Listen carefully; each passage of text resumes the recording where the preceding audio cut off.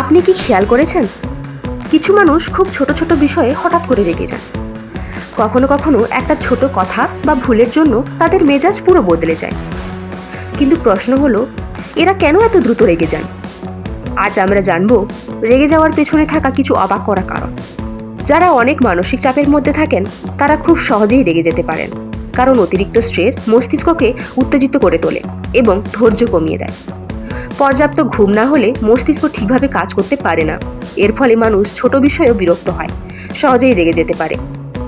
অনেক সময় শরীরে হরমোনের পরিবর্তনের কারণে মানুষের মেজাজ দ্রুত বদলে যায়। এর ফলে হঠাৎ রাগ বা বিরক্তি দেখা দিতে পারে। কিছু মানুষের স্বভাবই এমন যে তারা খুব দ্রুত প্রতিক্রিয়া দেখায়। ধৈর্য কম থাকলে রাগও দ্রুত প্রকাশ পায়। তবে ভালো খবর হলো, রাগ নিয়ন্ত্রণ করা শেখা যায়।